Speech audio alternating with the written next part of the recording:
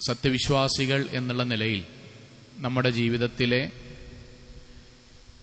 ഏറ്റവും വലിയ ഇഷ്ടവും ആദരവും നമ്മൾക്ക് അള്ളാഹുവിനോടാണ്.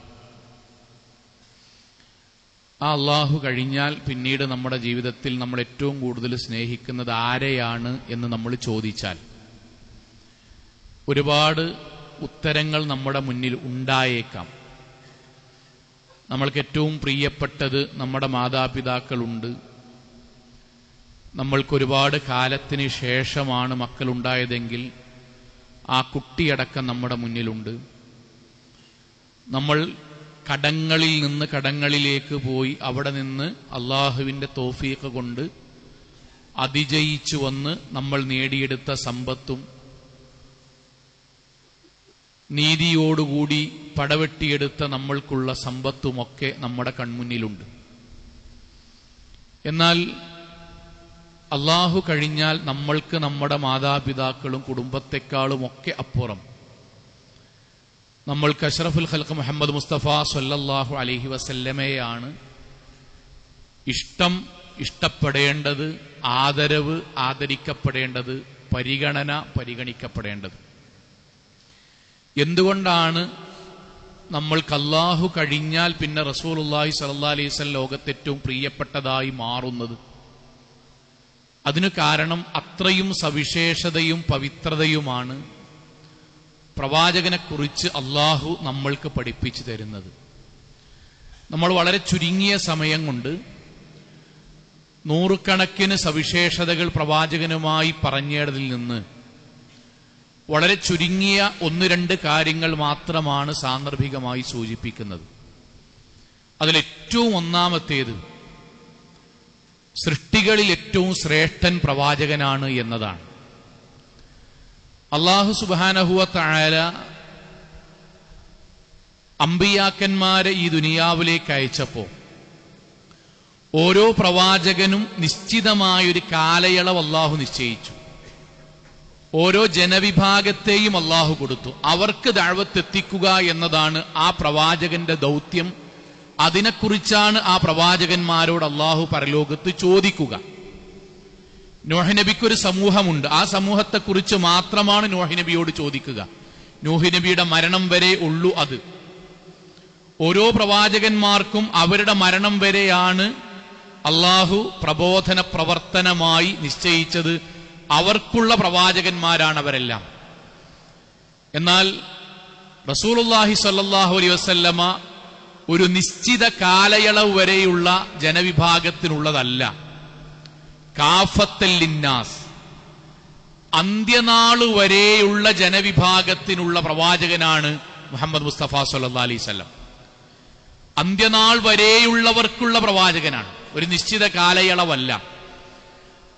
ആ മനുഷ്യരിൽ ആദം നബി മുതൽ അവസാനത്തെ മനുഷ്യൻ വരെയുള്ള ജനങ്ങളിൽ പ്രവാചകൻ സല്ലല്ലാഹു അലൈഹി വസല്ലം പറയുന്ന വാക്ക് അന സയ്യിദു വുലിദ ആദം യൗമൽ ഖിയാമ.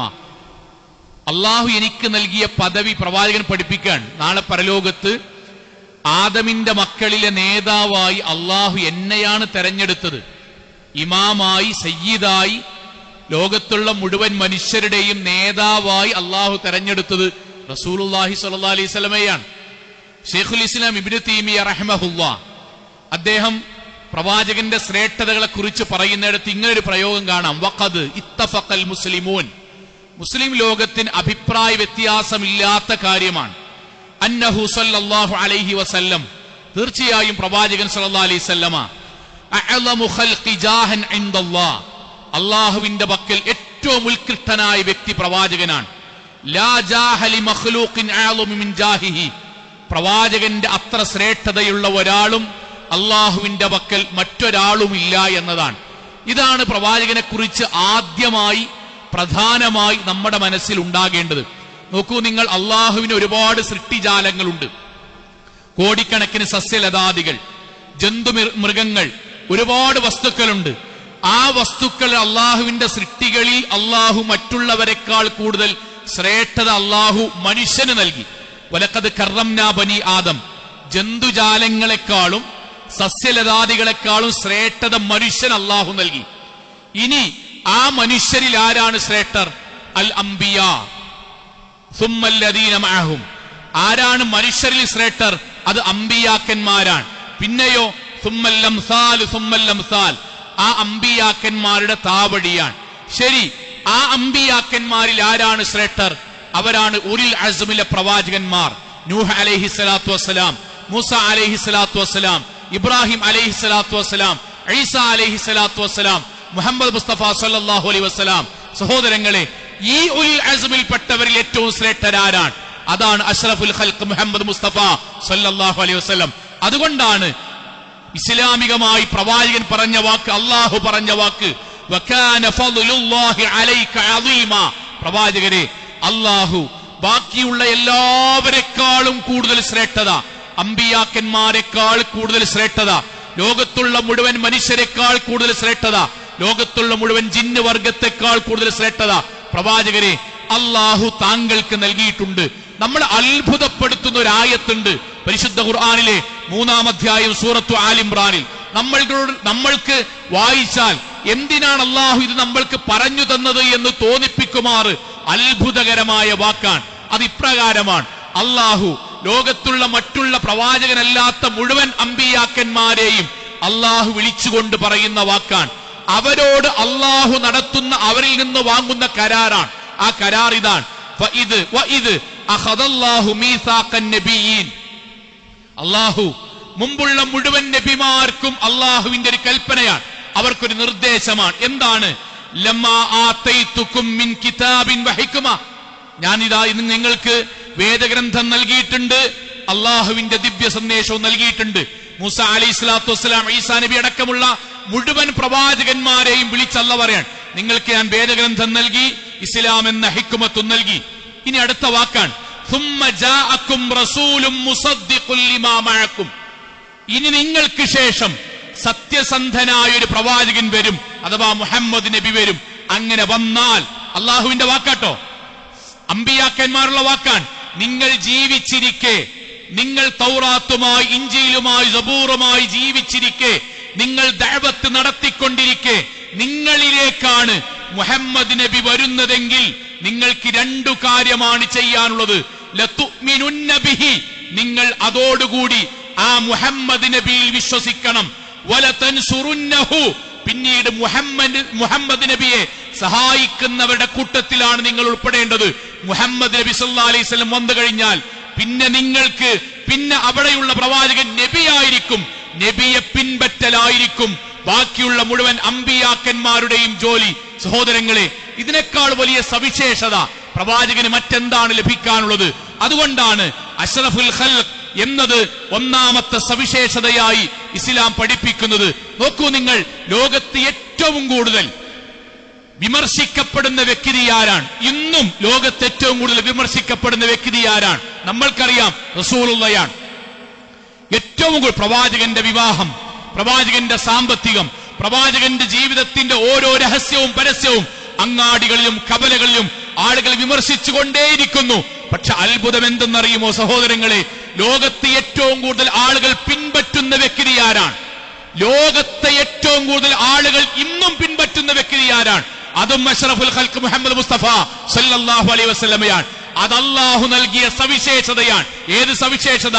വറഫഅനാ ലക ദിക്റക്. പ്രവാചകരെ, ലോകത്തെന്തൊക്കെ സംഭവിച്ചാലും താങ്കളുടെ കീർത്തനം, താങ്കളുടെ പ്രകീർത്തി ഉയർന്നുകൊണ്ടേയിരിക്കും. നോക്കൂ നിങ്ങൾ, ഓരോ സുബഹിക്കും പള്ളിയിൽ നിന്ന് ബാങ്ക് കേൾക്കുമ്പോ ആളുകൾ പള്ളിയിലേക്ക് പോകുന്ന ആരെ പിൻപറ്റിയിട്ടാണ്? നമ്മൾ കാണാത്ത നബിയെ. നമ്മുടെ വെള്ളിയാഴ്ച നമ്മൾ പള്ളിയിലേക്ക് വരുന്നത് ആരെ പിൻപറ്റിയിട്ടാണ്? റസൂലുള്ളാഹിയുടെ വാക്ക് പിൻപറ്റിയിട്ടാണ്. നമ്മൾ നമ്മുടെ ജീവിതത്തിൽ സാമ്പത്തിക രംഗത്ത് കണിശത ഏർപ്പെടുത്തുന്നത് ആരെ പിൻപറ്റിയിട്ടാണ്? റസൂലുള്ളാഹിയെ പിൻപറ്റിയിട്ടാണ്.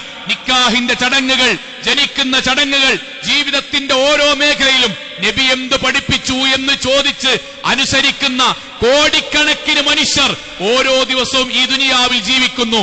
അവർക്കിടയിൽ എത്ര ആരോപണം വന്നാലും അള്ളാഹുവിന്റെ വാക്ക് വറഫഅനാ ലക ദിക്റക്. നോക്കൂ നിങ്ങൾ, ഓരോ വിഷയം വരുമ്പോഴും, വഖഫ് വരുമ്പോൾ പ്രവാചകന്റെ വാക്കാണ് ചർച്ച ചെയ്യപ്പെടുന്നത്. നടിമാരുടെ വിഷയം വരുമ്പോൾ പ്രവാചകന്റെ വാക്കാണ് ചർച്ച ചെയ്യപ്പെടുന്നത്. ഇതാ ഏതെങ്കിലും കള്ളക്കടത്തിന് വേണ്ടി എയർപോർട്ടുകൾ അതിന്റെ ഇടിമുറിയാക്കി എന്ന് പറയുമ്പോഴും അവിടെയും പറയാനുള്ളത് പ്രവാചകന്റെ വാക്കുകളാണ്. എന്തൊക്കെ ജിഹാദ് വന്നാലും അവിടെയും അങ്ങാടിയിൽ കേൾക്കുന്ന പ്രവാചകന്റെ വാക്കാണ്, അള്ളാഹുവിന്റെ പ്രഖ്യാപനമാണ്. വറഫഅനാ ലക ദിക്റക്. പ്രവാചകരെ, ആരൊക്കെ എന്തൊക്കെ പറഞ്ഞാലും താങ്കളുടെ കീർത്തനം, താങ്കളുടെ പ്രകീർത്തി ഉയർത്തിക്കൊണ്ടേയിരിക്കും അല്ലാഹു.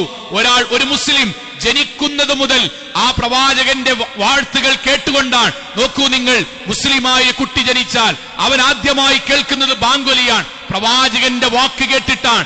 അതിൽ ബാങ്കിൽ പ്രവാചകന്റെ വാക്ക് കേട്ടിട്ടാണ് ഒരു മുസ്ലിമായ കുട്ടി, ആൺകുട്ടിയും പെൺകുട്ടിയും ജനിക്കുന്നത്.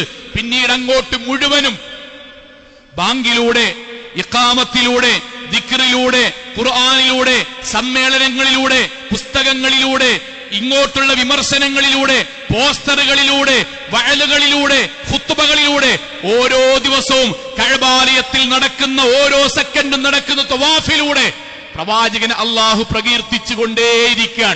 ഇങ്ങനെ ലോകത്തൊരു വ്യക്തിയില്ല. അതുകൊണ്ട് ആ പ്രവാചകൻ ഏറ്റവും കൂടുതൽ വിമർശനം ഏൽക്കേണ്ടി വരുന്നത്. നബിനെ പോലെ, നബി മുടി വെട്ടിയ പോലെ ഞങ്ങൾ വെട്ടു എന്ന് പറയുന്ന ഒരു സമുദായം മുസ്ലിം സമുദായമുള്ളൂ. അങ്ങനെ ഒരു നേതാവ് നബിയുള്ളൂ. നബി കൈകൊടുത്ത പോലെ ഞങ്ങൾ കൈകൊടുക്കുകയുള്ളൂ എന്ന് പറയുന്ന ഒരൊറ്റ സമുദായം മുസ്ലിം സമുദായമുള്ളൂ.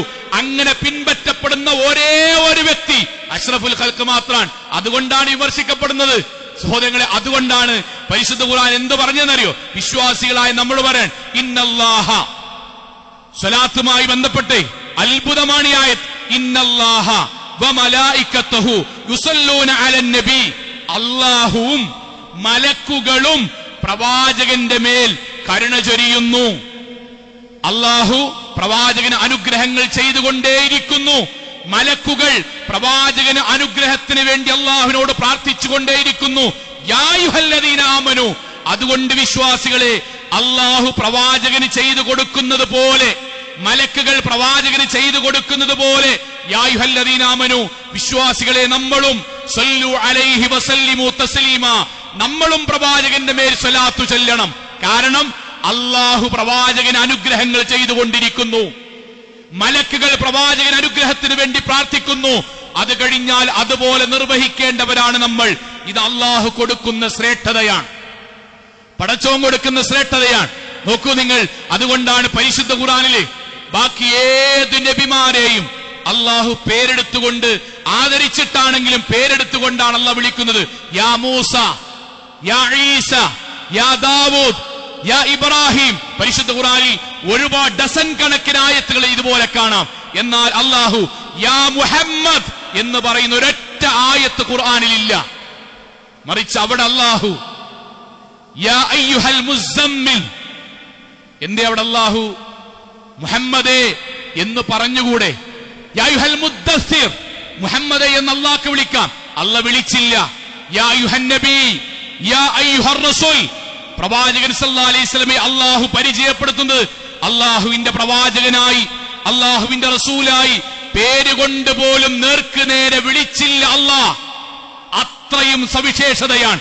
അതുകൊണ്ടാണ് മുഹമ്മദ് നബി സല്ലല്ലാഹു അലൈഹി വസല്ലം മുന്നിൽ വെച്ചിട്ട് ചെറിയൊരു വിഷയത്തിന് സഹാബാക്കൾ തമ്മിൽ സ്വാഭാവികമായി ന്യായമായ മതപരമായ ചെറിയൊരു തർക്കമുണ്ടായി. അല്ലാഹ് ആയത്തിറക്കി, യാ അയ്യുഹല്ലദീന ആമനൂ ലാ തർഫഉ അസ്വാതകും ഫൗക സൗത്തിൻ നബി. നിങ്ങൾ അങ്ങോട്ടും ഇങ്ങോട്ടും വർത്താനം പറയുമ്പോൾ ശബ്ദം ഉയരുന്നത് പോലെ നബിന്റെ മുന്നിൽ നിന്ന് ശബ്ദം ഉയരാൻ പാടില്ല.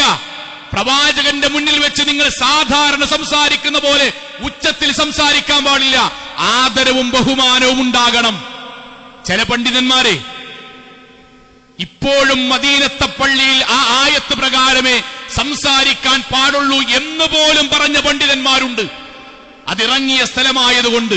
സഹോദരങ്ങളെ, അള്ളാഹു പേരെടുത്ത് വിളിക്കാത്ത പ്രവാചകനാണ്, അള്ളാഹുവിന്റെ പേരിന്റെ കൂടെ ചേർത്ത് വിളിച്ച പ്രവാചകനാണ് അഷ്റഫുൽ ഖൽഖ് മുഹമ്മദ് മുസ്തഫ സല്ലല്ലാഹു അലൈഹി വസല്ലം.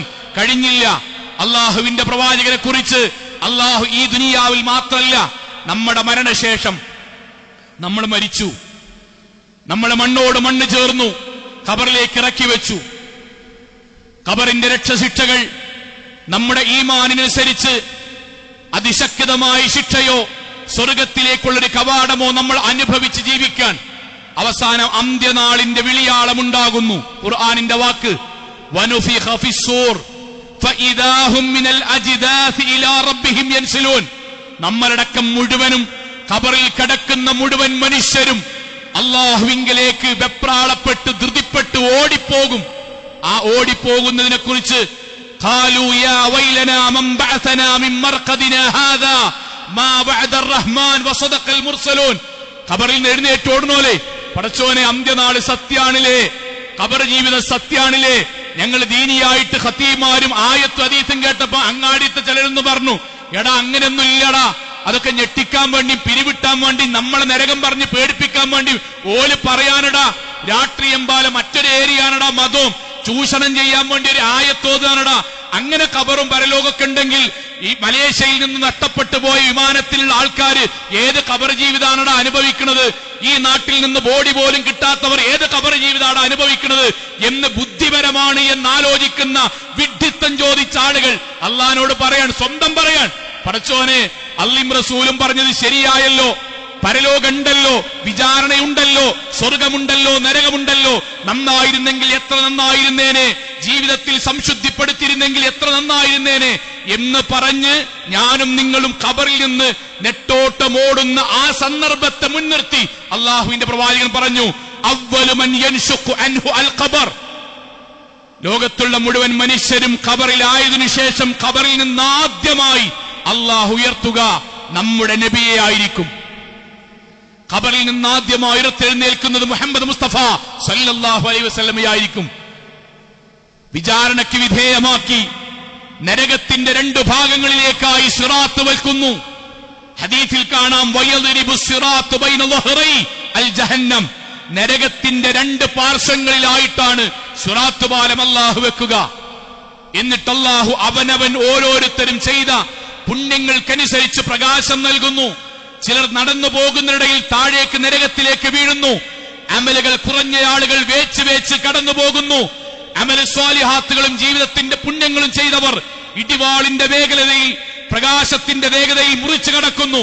അവിടെയും പ്രവാചകൻ സല്ലല്ലാഹു അലൈഹി വസല്ലം പറഞ്ഞു, അവ്വലു മൻ യുജീസ്, ആദ്യമായി സിറാത്ത് പാലം മുറിച്ചു കടക്കുന്ന വ്യക്തി അഷ്റഫുൽ ഖൽഖ് മുഹമ്മദ് മുസ്തഫ സല്ലല്ലാഹു അലൈഹി വസല്ലമയായിരിക്കും. ആദ്യമായി സിറാത്ത് പാലം മുറിച്ചു കടക്കുന്ന സമൂഹം വ ഉമ്മത്തി, അൽഹംദുലില്ലാഹ്, നമ്മളായിരിക്കും. അല്ലാഹു ഉൾപ്പെടുത്തുമാറാകട്ടെ. സഹോദരങ്ങളെ, പറഞ്ഞത് മരണത്തിന് ശേഷമുള്ള ഖബറിലും വിചാരണ രംഗത്തും സിറാത്തിന്റെ രംഗത്തും പ്രവാചകന് അല്ലാഹു നൽകിയ ശ്രേഷ്ഠതയാണ്. അന്ത്യനാൾ ജീവിതത്തിന്റെ ഏറ്റവും വലിയ പ്രതിസന്ധിയാണ് ഖബർ മുതൽ അനുഭവിക്കുക. അതിനുശേഷം കോടിക്കണക്കിന് മനുഷ്യരെ വിചാരണയ്ക്ക് വേണ്ടി ഒരേ സ്ഥലത്ത് മൈതാനത്ത് അല്ലാഹു ഒരുമിച്ച് കൂട്ടും. അല്ലാഹുവിന്റെ വിചാരണയ്ക്ക് വേണ്ടി മനുഷ്യർ വെപ്രാളപ്പെട്ട് നിൽക്കുന്ന സമയം നമ്മൾ മദ്രസകളിൽ നിന്ന് പഠിച്ചിട്ടുണ്ട്. അവിടെ വിചാരണ തുടങ്ങുന്നതിന് വേണ്ടിയാണ് അവിടെയുള്ള മുഴുവൻ മനുഷ്യരും മുൻപുള്ള മുഴുവൻ അമ്പിയാക്കന്മാരുടെയും മുന്നിലേക്ക് പോകുന്നത്. ഹദീസുകളിൽ കാണുന്നത് മനുഷ്യന്മാർ അസ്വസ്ഥനാകും. പടച്ചോനെ എന്താ സംഭവിക്കാന്നറിയില്ല. വലത് കൈയിലാണോ ഇടത് കൈയിലാണോ ഗ്രന്ഥം ലഭിക്കാന്നറിയില്ല. ഫരീഖുൽ ജന്ന ഫരീഖുൽ സഈർ, നരകത്തിലേക്ക് പോകേണ്ടി വരുമോ സ്വർഗത്തിലേക്ക് പോകേണ്ടി വരുമോ എന്നറിയില്ല. അള്ളാഹുവിനെ കണ്ണുകൊണ്ട് കാണേണ്ടി വരുമോ, നരകത്തിന്റെ തീജ്വാലകളിൽ കിടന്ന് നിലവിളിക്കേണ്ടി വരുമോ എന്നറിയാതെ അസ്വസ്ഥനായി നിൽക്കുമ്പോ വിചാരണ കഴിഞ്ഞാലേ ഇത് അറിയുള്ളൂ. മനുഷ്യന്മാര് ആദ്യത്തെ നബിയായ ആദം അലൈഹിസ്സലാത്തു വസ്സലാമ മുതൽ നൂഹ് നബി മുതൽ താഴേക്ക് ഓരോ പ്രവാചകന്മാരുടെ അടുക്കലേക്കും പോയി വിചാരണക്ക് തുടങ്ങാൻ വേണ്ടി അവരോട് യാചിക്കുന്ന രംഗം ഹദീസുകളിൽ കാണാം. മനോഹരമാണ്, സുദീർഘമായ ഹദീസാണ്. ഫയഅതൂന ആദം ഫയഖൂലു ലഹു ഇശ്ഫഅ ലിദുർരിയതിക്. ആദം നബിയോട് നമ്മൾ പോയി പറയും, ബാപ്പാ നിങ്ങളുടെ മക്കൾക്ക് വേണ്ടി പടച്ചോണ്ടെന്ന് ശുപാർശ പറയൂ. എന്തിനറിയോ? വിചാരണ തുടങ്ങാൻ. ആദം അലൈഹിസ്സലാത്തു വസ്സലാം ആ സമയത്ത് പറയുന്ന വാക്കുണ്ട്, ലസ്തു ലഹാ, എന്നെക്കൊണ്ട് കഴിയൂലടാ, എന്നെക്കൊണ്ട് കഴിയില്ല, എന്റെ വിഷയം അല്ല എന്താക്കി എന്ന് എനിക്കറിയില്ല. കഴിക്കണ്ട എന്ന് പറഞ്ഞത് കഴിച്ചത് പടച്ചോൻ പുറത്തു വന്നിട്ടുണ്ടോ എന്ന് എനിക്കറിയില്ല. അതുകൊണ്ട് എനിക്ക് ധൈര്യമല്ല.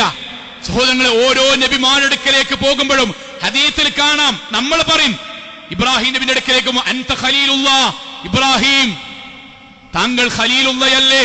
മൂസ അൻത കലീമുല്ലാ, നിങ്ങൾ അള്ളാഹുവിന്റെ വചനമല്ലേ? ഈസാ അലൈഹിസ്സലാത്തു വസ്സലാമിന്റെ അടുക്കലേക്ക് നമ്മൾ പറയാൻ അൻത റൂഹുല്ലാ വ കലാം, അള്ളാഹുവിന്റെ റൂഹല്ലേ, റൂഹുള്ളയല്ലേ? നിങ്ങൾക്കൊന്ന് പറഞ്ഞുകൂടെ? ഓരോരുത്തരും അവനവന്റെ ജീവിതത്തിൽ ഭയചകിതനായി നിൽക്കുമ്പോഴാണ് അവസാനമായി നമ്മൾ റസൂലുള്ളാഹിയുടെ അടുക്കലേക്ക് ചെല്ലുന്നത്. പ്രവാചകൻ സല്ലല്ലാഹു അലൈഹി വസല്ലമ സുജൂദിൽ കിടക്കും, സുദീർഘമായി സുജൂദിൽ കിടക്കും, പ്രാർത്ഥനകൾ ഉരുവിടും. ആ പ്രാർത്ഥനയുടെ അവസാനം യാ മുഹമ്മദ്, അള്ളാഹുവിന്റെ വിളിയാളമുണ്ടാകും.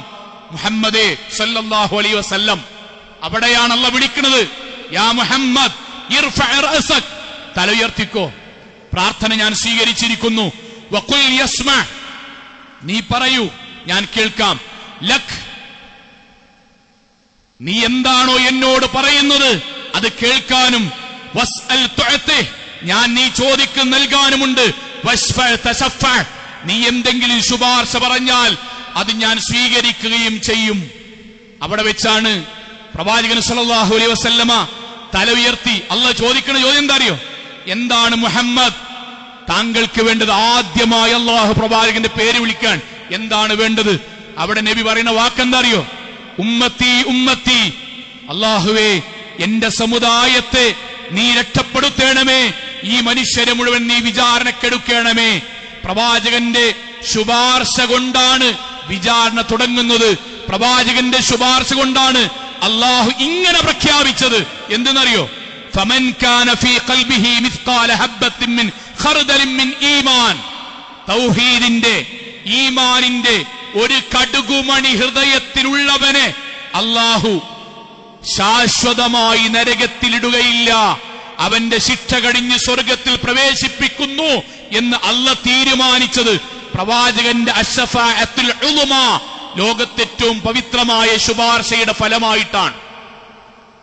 വിചാരണ തുടങ്ങുന്നത്, ആളുകളെ വേർതിരിക്കാൻ ആരംഭിക്കുന്നത്, സ്വർഗനരകങ്ങളുടെ മാനദണ്ഡങ്ങൾ അല്ലാഹ് തീരുമാനിക്കുന്നത്, നരകവാസികളെ ശാശ്വതമാക്കാത്തത് പടച്ചോൻ തീരുമാനിക്കുന്നത്, ചെറിയ ചെറിയ പാപങ്ങൾ പുറത്തു കൊടുത്ത് ചിലരെയെല്ലാം സ്വർഗത്തിലേക്കാക്കുന്നത് പ്രവാചകൻ സല്ലല്ലാഹു അലൈഹി വസല്ലമക്ക് അല്ലാഹു കൊടുത്ത ഫളിന്റെ ഭാഗമായി നടത്തുന്ന അശ്ശഫാഅത്തുൽ ഉളുമയാണ്. ഇത് അല്ലാഹു പ്രവാചകന് കൊടുത്തതാണ്.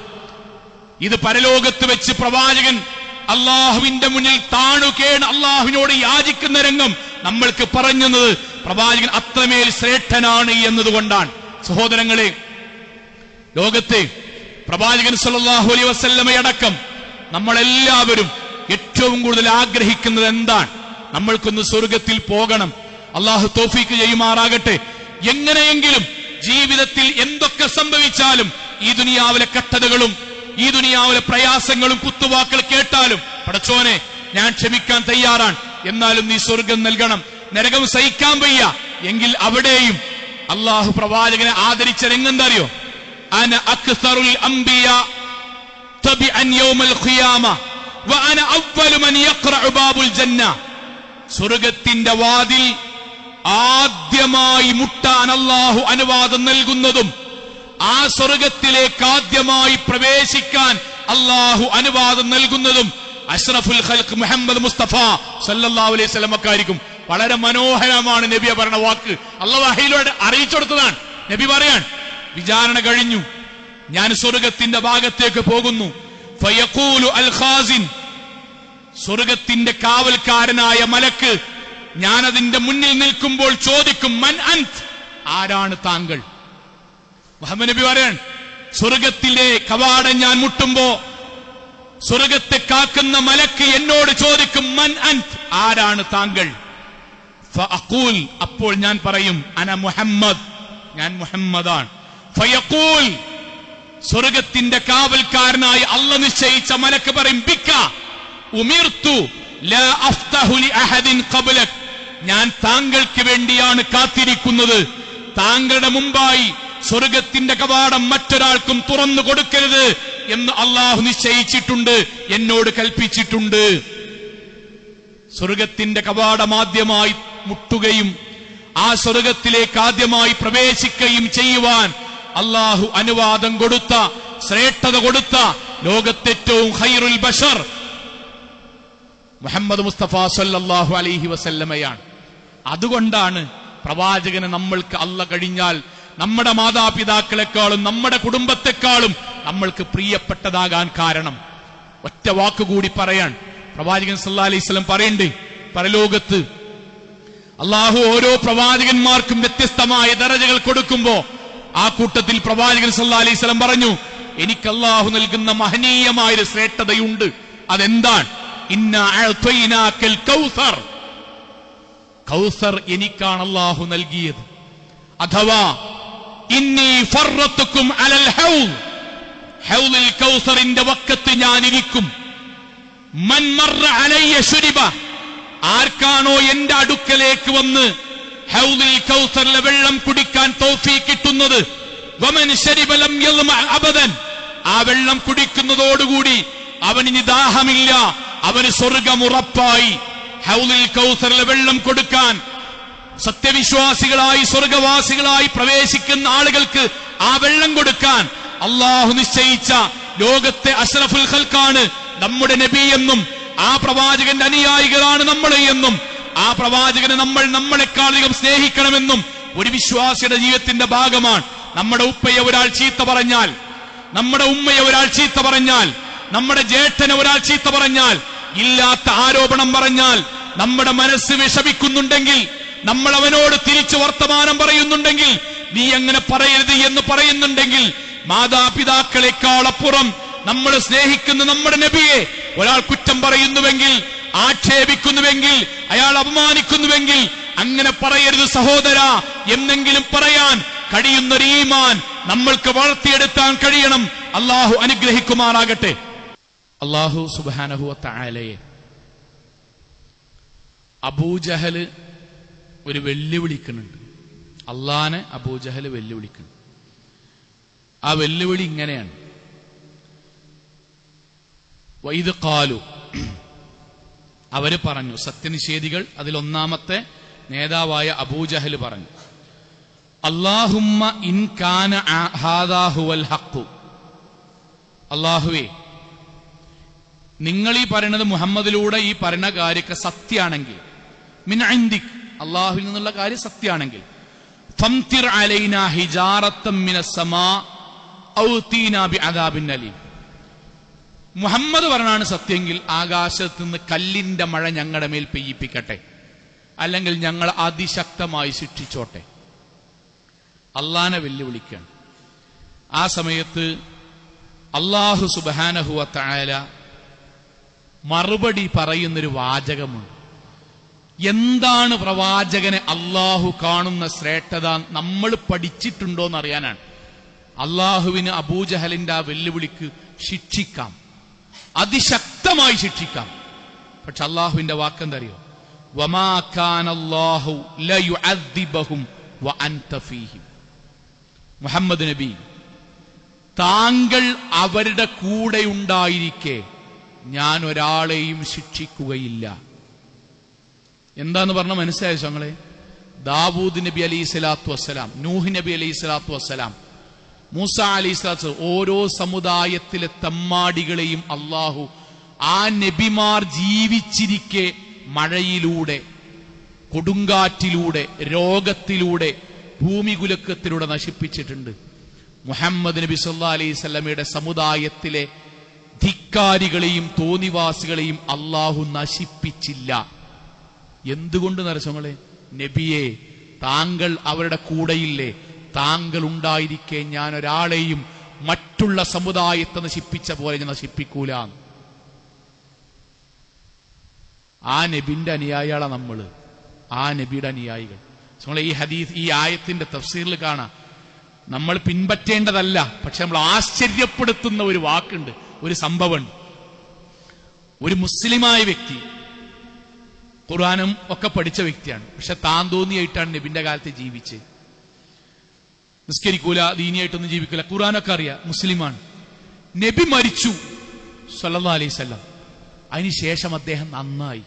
അപ്പൊ സഹാബാക്കൾ മുഴുവൻ അദ്ദേഹത്തോട് ചോദിച്ചു, എടാ ഇപ്പൊ നന്നായത് നബിന്റെ കാലത്ത് നന്നായിരുന്നെങ്കിൽ എത്ര ഹൈറായിരുന്നു, നബിക്ക് എന്ത് സന്തോഷം ഉണ്ടാകുമായിരുന്നു. അങ്ങനെ അദ്ദേഹം പറഞ്ഞ വാചകം എന്താ അറിയും നമ്മളെ ഈ ആയത്തിന്റെ തഫ്സീറിൽ കാണാം. ഇതുവരെ ഞാൻ താന്തോന്നിയായി ജീവിച്ചു, ഇനി എനിക്ക് താന്തോന്നിയായിട്ട് ജീവിക്കാൻ പേടിയാണ്. കാരണം അള്ളാഹ് പറഞ്ഞു മുഹമ്മദ് നബി ഉണ്ടായിരിക്കെ ഞാനൊരു സമുദായത്തെ നശിപ്പിക്കൂല. അതുകൊണ്ടാണ് നബി ഉണ്ടായിരിക്കെ ഞാൻ താന്തോന്നിയായിട്ട് ജീവിച്ച്. ഇപ്പൊ നബി മരിച്ചുപോയി, എനിക്കിനി അള്ളാന്റെ ശിക്ഷ ഉണ്ടാവുന്ന പേടിയാണ്, അതുകൊണ്ട് ഞാൻ നന്നാകുകയാണ്. മുസ്ലിമായൊരു വ്യക്തിന്റെ മറുപടിയാണ് സഹോദരങ്ങളെ, യുവാക്കളും എല്ലാവരും അടക്കം നമ്മൾ കേൾക്കാനുള്ളത്. എന്തിനാണ് പ്രവാചകന്റെ ഈ സവിശേഷത നമ്മൾ പറഞ്ഞെന്നറിയോ? ഒന്ന്, നമ്മുടെ ജീവിതത്തിൽ നബി ആരാണ്, നബിക്ക് അല്ലാഹ് കൊടുത്ത നമ്മൾക്കുണ്ടാകേണ്ട സവിശേഷത അറിയാനും. രണ്ട്, ആ നബിയാണ് നമ്മൾ ഖാല റസൂലുള്ളാഹി സ്വല്ലല്ലാഹി അലൈഹി വസല്ലം എന്ന് പറയുമ്പം ആ നബിയാണ് നമ്മളോട് സുബഹിക്ക് വരണമെന്ന് പറയുന്നത്. ആ പ്രവാചകനാണ് കഴിവിന്റെ പരമാവധി ജമാഅത്ത് നിസ്കാരത്തിന് പങ്കെടുക്കണമെന്ന് പറയുന്നത്. ആ നബിയാണ് നമ്മളോട് വലത് കൈകൊണ്ട് ഭക്ഷണം കഴിക്കണമെന്ന് പറയണത്. ആ പ്രവാചകനാണ് കഴിവിന്റെ പരമാവധി ഹറാമുമായ സമ്പത്തായിട്ട് നിങ്ങൾ ബന്ധപ്പെടരുത് എന്ന് പറയുന്നത്. ആ പ്രവാചകനാണ് ഇങ്ങോട്ട് എന്ത് ചെയ്താലും ബാപ്പാനോടും ഉമ്മാനോടും മാന്യായിട്ട് പെരുമാറണമെന്ന് പറയുന്നത്. ആ നബിയാണ് നമ്മളോട് മനുഷ്യന്മാരോട് വെറുപ്പുണ്ടാക്കുന്ന കച്ചറുണ്ടാക്കുന്ന സ്വഭാവം ഉണ്ടാകരുതെന്ന് പറയുന്നത്. ഇതിന്റെ ഓപ്പോസിറ്റ് പറഞ്ഞതൊക്കെ ആരാണ് സഹോദരിമാരെ? ആ നബിയാണ് ഇസ്ലാമികമായ മുഖവും മുൻകൈയൊഴികെ ബാക്കി ഭാഗം മറക്കണം. ആ നബിയാ പറഞ്ഞത്. ഏത് നബി എന്നറിയോ? പരലോകത്ത് നമ്മക്ക് വേണ്ടി അല്ലാഹുവേ എന്റെ ഉമ്മത്തിനെ നീ സംരക്ഷിക്കണമേ എന്ന് നമ്മക്ക് വേണ്ടി ജീവിച്ചവർ, നമ്മൾക്ക് വേണ്ടി അല്ലാഹുവിനോട് യാചിച്ച നബി, നമ്മൾക്ക് വേണ്ടി അല്ലാഹുവിനോട് പ്രാർത്ഥിച്ച നബി, നമ്മൾക്ക് വേണ്ടി ഹൗദുൽ കൗസറിൽ കാത്തിരിക്കുന്ന നബി, നമ്മൾക്ക് വേണ്ടി പടച്ചവനോട് നാഥ എന്റെ സമുദായത്തെ നീ പ്രത്യേകമായി പരിഗണിക്കണമേ, അവരുടെ ഹൃദയത്തിൽ മിസ്കാലു ദർറത്തിന്റെ ഈമാനുണ്ടെങ്കിൽ അവർ ചെയ്ത പാപം കഴിഞ്ഞ് സ്വർഗത്തിലേക്ക് പറഞ്ഞേക്കണമേ എന്ന് നമ്മക്ക് വേണ്ടി യാചിക്കുന്ന ഒരു നബിയാണ് സഹോദരങ്ങളെ നമ്മളോട് എഴുന്നേറ്റ് പള്ളിക്ക് വരാൻ വേണ്ടി പറയുന്നത്. ആ നബി മോശക്കാരനാണ് എന്ന് പറയുന്നവരാണ് നിസ്കരിച്ചിട്ട് എന്താണടാ കാര്യം എന്ന് അങ്ങാടിയിൽ വന്നിട്ട് പറയുന്നത്. നമ്മൾ ആരെ കൂടെയാ നിൽക്കുന്നത്? നമ്മൾ ആരെ കൂടെയാ നിൽക്കുന്നത്? സഹോദരിമാരെ, ആ നബിയാണ് മുഖവും മുൻകൈയൊഴികെ ബാക്കി ഭാഗം മറക്കണമെന്ന് പറയുമ്പം ഔറത്ത് മറച്ചിട്ടെന്താ മനസ്സ് മാത്രം നന്നായാൽ പോരെ എന്ന് പറയുന്നത്. നബി സ്ത്രീലമ്പടനാണ് എന്ന് പറയുന്നവരാണ്. ആരുടെ കൂടെയാണ് പെൺകുട്ടികളെ നമ്മൾ നിൽക്കുന്നത്? നമ്മുടെ ഹൃദയത്തോട് ചോദിച്ചു നോക്കുക. ആൺകുട്ടികളെ, ആ നബിയാണ് പൊടിയായി, ലിക്വിഡായി, സിറിഞ്ചായി, സ്റ്റിക്കറായി ഒരു ലഹരി പോലും ഉപയോഗിക്കരുത് എന്ന് പറയുന്നത്. എന്നാൽ ആ നബി കാമഭ്രാന്തനാണ് എന്ന് പറയുന്നവരാണ്. എന്താണടാ ഹാൻഡ്സ് ഉപയോഗിച്ചാൽ, എന്താണടാ പൊടി ഉപയോഗിച്ചാൽ നാണത്തം വീണ്ടെടുക്കണമെങ്കിൽ ഇങ്ങനെയൊക്കെ ഉണ്ടാകണമെന്ന് പറയുന്നത് നബിനെത്തെറി പറയുന്നവരാണ്. നമ്മൾ ആരുടെ കൂടെയാണ് നിൽക്കുന്നത്? ഇതാണ് നമ്മൾ നമ്മളോട് ചോദിക്കേണ്ടത്. ഇതാണ് നമ്മൾ നമ്മളോട് ചോദിക്കേണ്ടത്. ആ നബിയാണ് സമ്പത്തിൽ ഹറാമ് വരരുത് എന്ന് പറഞ്ഞത്. ആ നബിയെ കുറ്റം പറയുന്നവരാണ് 2024 അന്ന് നബി പറഞ്ഞു എന്ന് നമ്മൾ ഉദ്ധരിക്കണ്ട എന്ന് പറഞ്ഞ് നമ്മളെ വഴിതെറ്റിക്കുന്നത്. സഹോദരങ്ങളെ, ലോകത്തേറ്റവും ഉത്കൃഷ്ടനായ, അള്ളാഹു പോലും പേരെടുത്ത് നേർക്ക് നേരെ വിളിക്കാത്ത, അള്ളാഹു പോലും സത്യം ചെയ്ത പരിശുദ്ധ ഖുർആനിൽ ഡസൻ കണക്കിന് നൂറുകണക്കിന് ആയത്തിലൂടെ അള്ളാഹു പരിചയപ്പെടുത്തിയ ഖാത്തമുൻ നബിയായ അവസാനത്തെ പ്രവാചകനായ ഖബറിൽ നിന്ന് ആദ്യമായി ഉയർത്തെഴുന്നേൽക്കുന്ന, സ്വർഗത്തിലേക്ക് ആദ്യമായി പ്രവേശിക്കുന്ന, സിറാത്ത് പാലം മുറിച്ചു കിടക്കുന്ന, നമ്മൾക്ക് വേണ്ടി പ്രാർത്ഥിക്കുന്ന ആ പ്രവാചകന്റെ അനുയായികളാകാൻ ജീവിതം കൊണ്ട് നമ്മൾ തയ്യാറെടുക്കണം. ഹൃദയം കൊണ്ട് പറയണം, അള്ളാഹു കഴിഞ്ഞാൽ എനിക്ക് ലോകത്തെന്നെക്കാളും ഇഷ്ടം ആ നബിയെയാണ്. ജീവിതം കൊണ്ട് മാതൃകയാക്കുക. നബിയെ വിമർശിക്കുന്ന ആളുകൾ ഇട്ടുതരുന്ന പുൽനാമ്പുകളിൽ, അവർ ഇട്ടുതരുന്ന ഏതെങ്കിലും വിഷവള്ളികളിൽ പിടിച്ച് നബിയെ കുറ്റം പറയുന്ന ആളുകളുടെ കൂട്ടത്തിൽ ഒരിക്കലും നമ്മൾ ഉണ്ടാകരുത്. നബി ജീവിതത്തിന്റെ മാതൃകയായി മാറണം. അള്ളാഹു അനുഗ്രഹിക്കുമാറാകട്ടെ. നമ്മുടെ ജീവിതത്തിൽ വന്നുപോയ ചെറുതും വലുതുമായ മുഴുവൻ തെറ്റുകുറ്റങ്ങളും റഹ്മാനായ നാഥ നീ ഞങ്ങൾക്ക് വിട്ടുപുറത്ത് മാപ്പാക്കി തരണമേ റഹ്മാനെ. കത്തിയാൾ നരകത്തിൽ നിന്നും കഠിനമായ ശിക്ഷയിൽ നിന്നും അതിശക്തമായ പരലോകത്തിലെ വിചാരണയിൽ നാഥ നീ ഞങ്ങളെ എല്ലാവരെയും കാത്തുരക്ഷിക്കണമേ റഹ്മാനെ.